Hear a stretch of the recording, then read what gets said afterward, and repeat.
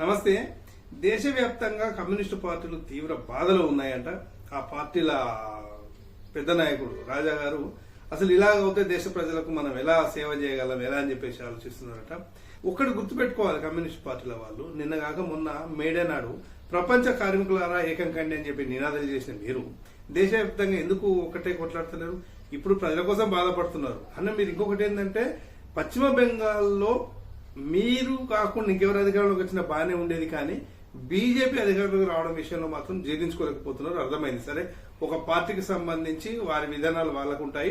దేశవ్యాప్తంగా ఏదో జరగబోతోంది, దేశానికే ప్రమాదం పశ్చిమ బెంగాల్లో గెలవడం లేదా దక్షిణానికి రావడం అనేది ఒక ఆలోచన ఉంది. ఎందుకంటే బీజేపీ ఆలోచన విధానం అలా ఉంది కాబట్టి మీరు అనడంలో తప్పులేదు అనుకుందాం. ఓకే, అయితే ఈ ప్రమాదాన్ని ముందే ఎందుకు పసిగట్టలేదు?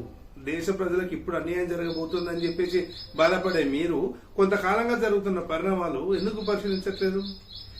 రెండు దశాబ్దాల కాలంగా అధికార పార్టీలతోని మద్దతు పెట్టుకుని అధికార పార్టీలోకి రావాలన్న మద్దతు పెట్టుకుని వస్తున్నది మీరు కదా. ఒక 2 సీట్లలో ఇండిపెండెంట్ గా పోటీ చేసి ఎమ్మెల్యే ఎంపీలు అయిన వాళ్ళు ఉన్నారు కదా. అలా కాకుండా అధికారంలోకి వచ్చి ఎలా ప్రశ్నిద్దాం అనుకున్నారు? సరే, అయిపోయింది. ఇప్పటికైనా కూడా ఒక పక్క బీజేపీ కొంతకాలంగా అన్ని పుంజుకుంటూ వస్తుంటే ఆ పార్టీ మీద ఏడ్చడం మానేసి మీరెందుకు ఒక్కటి కాలేకపోతున్నారు? ప్రపంచ కార్మికుల ఏకం కండి అంటే కార్మికులందరికీ 100 సంఘాలు మీరే పెడతారు. మీ 4 పార్టీలు మాత్రం మీరు ఒకటే ఎందుకు దేశాన్ని కాపాడకపోతున్నారు?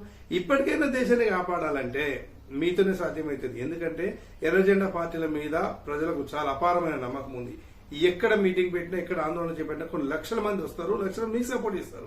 ఎందుకంటే అధికారంలో ఉండే వాళ్ళతోని, అధికారంలో ఉండే పార్టీలతో ప్రజలు కొంత ఆశిస్తారు. ఏమని? ఉచితమో లేకపోతే ఇంకోటి వాళ్ళు ఆశిస్తారు. కాబట్టి బూజువా పార్టీలు అధికారంలోకి తెస్తారు. విప్లవ పార్టీలకు అదంతా ఉండొద్దనే కదా. విప్లవ పార్టీలు మా ఏమిటో కొట్లాడాలి, విప్లవ పార్టీలకు మేము అండగా ఉండాలనే కదా ప్రజలంతా ఇదేది.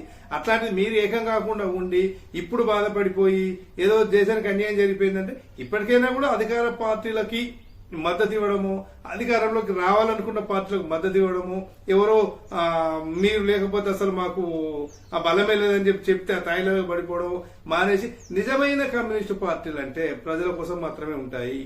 ఏ పార్టీ అధికారంలో ఉన్నా ఎర్రజెండా పార్టీలు ప్రజల కోసం కొట్లాడతాయి అని చెప్పగలగాలి. చెప్పినప్పుడు నిజంగానే ప్రజలు ఖచ్చితంగా మీ వెంట ఉంటారు. ఆ దిశగా ఉండాలని చెప్పేసి అన్ని వర్గాల వారు కూడా కోరుకుంటున్నారు. ఇప్పటికైనా సరే, పశ్చిమ బెంగాల్ లాంటి ప్రాంతంలో, పశ్చిమ బెంగాల్ లాంటి రాష్ట్రంలో, కేరళ లాంటి రాష్ట్రంలో అట్లాంటి కాంగ్రెస్ వచ్చింది, ఇటు ఇదైంది. ఆ 2 రాష్ట్రాల్లో ఓడిపోవడం అనేది కూడా కమ్యూనిస్టులో పెద్ద తెలియదని నేను అనుకోను. ఎందుకంటే అద్భుతంగా ఆలోచించగలుగుతారు, మంచి ఆలోచన శక్తి, మాట్లాడగలిగే శక్తి, ఆ ఉద్యమాలు చేపట్టగలిగే శక్తి అంతా కమ్యూనిస్టులకు సొంతం.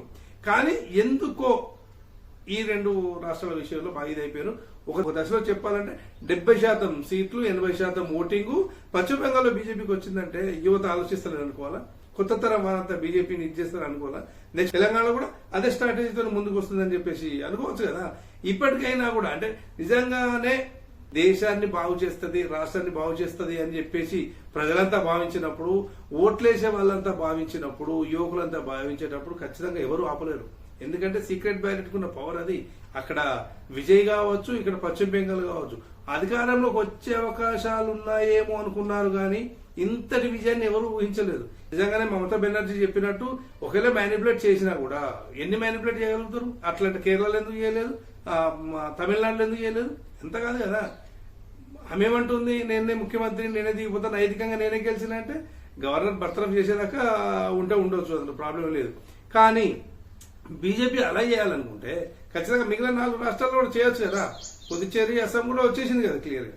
ఒకటి, ప్రజలంతా ఎటైతే ఆలోచిస్తున్నారో ఆ దిశ ప్రమాదం అని భావించినప్పుడు కాపాడాల్సిన వాళ్ళు ఎవరు? ఇతర రాజకీయ పార్టీలు కావచ్చు, కమ్యూనిస్టులు కావచ్చు.